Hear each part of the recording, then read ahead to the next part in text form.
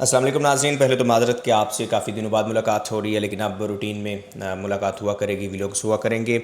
Second جس حوالے سے آج کا ویلوگ ہے اور وہ ہے پیمز ہاسپٹل میں 14 نومولود بچے جو کہ حکومتی غفلت، لاپرواہی، پیمز انتظامیہ کی نالائکی، بلکہ میں تو کرمنل نیگلیجنس کہوں گا، جس کی وجہ سے 14 نومولود بچے جن کے بھی نام تک بھی نہیں تھے رکھے پیرنٹس نے، وہ جاں بحق ہو گئے۔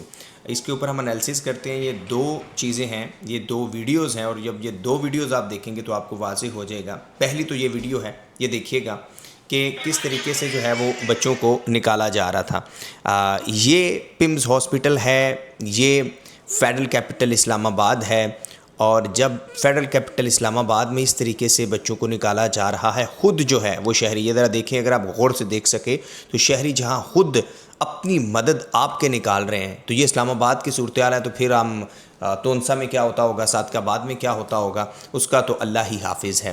اور سیکنڈ، یہ ہوتا کیوں ہے اور وجوہات کیا ہیں، اس پر ہم انالیسس کریں گے، کیونکہ اس کے بعد ہم نے دیکھا کہ فیڈرل ہیلتھ منسٹر بھی آ کر جو ہیں وہ بھی باتیں کر رہے ہیں۔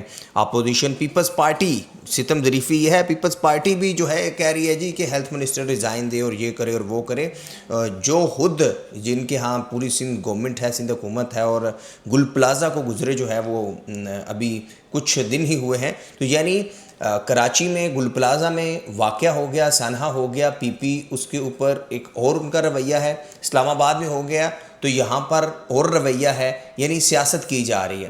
تو پیمز ہاسپٹل اسلام آباد کا ہو، جہاں پر فیڈرل ہیلتھ منسٹر مصطفیٰ کمال جو ہے جن کے انڈر آتا ہے، یا پھر کراچی کا گل پلازا ہو، تو جہاں پر بھی نالائکی ہوگی، غفلت ہوگی، لاپرواہی ہوگی، اس کا جو بھی ریلیونٹ ریپرزنٹیٹیو ہے، جو اتھارٹی، اس نے جواب تو دینا ہے۔ سیاست تو اس پر ہونی نہیں چاہیے، یعنی پی پی کہے کہ فلاں استعفیٰ دے اور مصطفیٰ کمال کہے کہ یہ نہیں، یہ جو ہے یہ ہوا ہے اور وہ ہوا ہے، یہاں وہ اپنی طرف سے کوئی جسٹیفیکیشن دینے کی کوشش کریں۔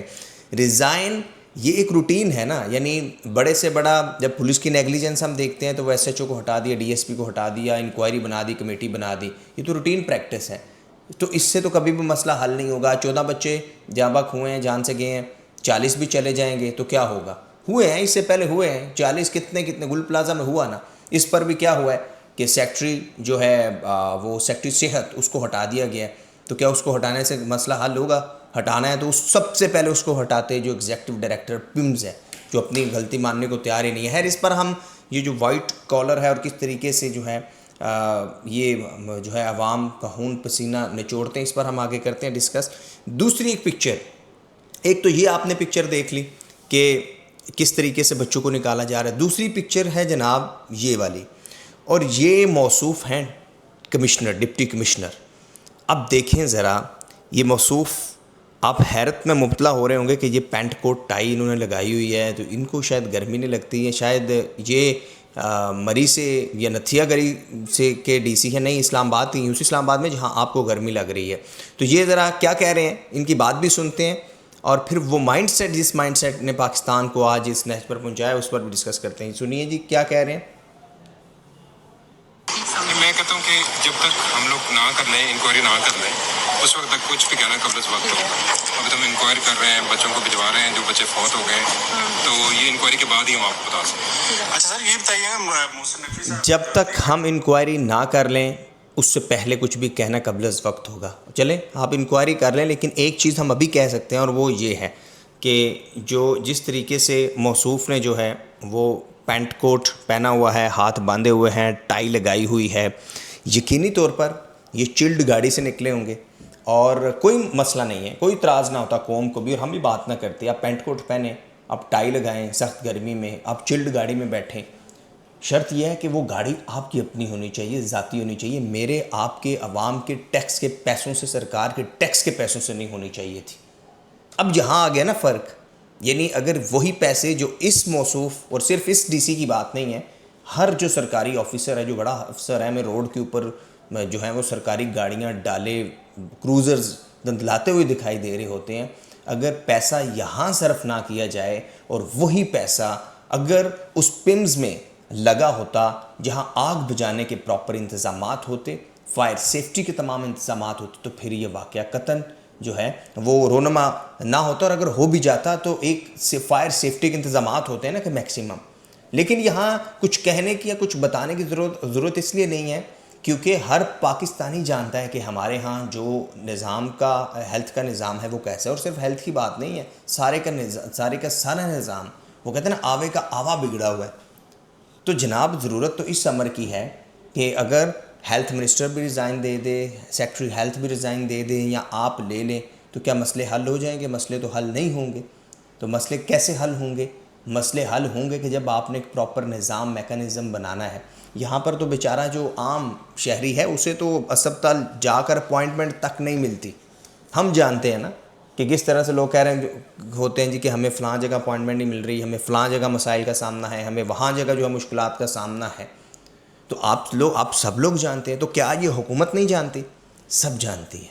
مسئلہ یہ ہے کہ اب وہی بات آ جائے گی کہ حکومت کے اوپر کہ اب ہم تو نہیں کہیں گے سیاسی بات کہ جی فارم 47 کی حکومت ہے. ایشو یہ ہے کہ کیا عوام کو اسی طرح آپ نے رکھنا ہے کہ بس عوام جو ہے وہ مرتی رہے اور عوام کی آپ کے ششکے پورے رہیں؟ یعنی آپ ان کی مینٹل ہیلتھ کا آپ اندازہ اس بات سے لگائیں نا, ان کی مینٹل ہیلتھ آپ دیکھیں کہ یہ جناب ہاتھ باندھے ہوئے ہیں, ٹائی لگائی ہوئی ہے, ٹائی پہنی ہوئی ہے, اور موصوف جو ہیں وہ ٹائی لگا کر ہاتھ باندھے آ گئے ہیں کیونکہ یہ بادشاہ سلامت ہیں. اور اس سے پہلے آپ نے دیکھا ہوگا کہ جب وہ اگست کی تقریب تھی آزادی کی, تو اس وقت بھی جو آئی جی اسلام آباد تھے اور جو کمشنر تھے اسلام آباد کے, وہ ایک بگی کے اوپر بیٹھ کر آئے تھے.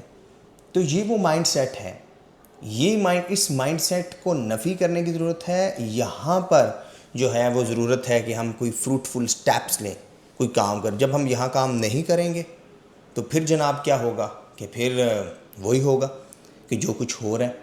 آپ 4 دن تک مسئلہ ہائی لائٹ رہے گا, جب تک میڈیا اسے ہائی لائٹ کرے گا, جب تک ہم لوگ سوشل میڈیا پر بات کریں گے تب تک یہ کہیں گے ہم نے کمیٹی بنا دی, ہم یہ کر رہے ہیں, ہم وہ کر رہے ہیں.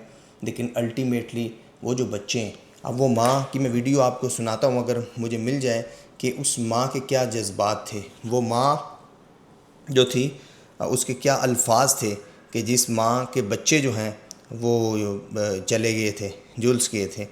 تو افسوس, صد افسوس کہ کس طریقے سے ہمارے یہ دیکھیں پیرنٹس کی آواز سنیں آپ کہ سوری یہ ویڈیو نہیں چل رہی, میں ان کی پیرنٹس کی وہ ویڈیو نکال رہا ہوں جس میں وہ بتا رہی ہیں کہ کس طریقے سے جو ہے انہوں نے اپنے بچوں کو نکالا اور کیا ان کے ساتھ جو ہے وہ ٹریٹمنٹ کیا جا رہا تھا.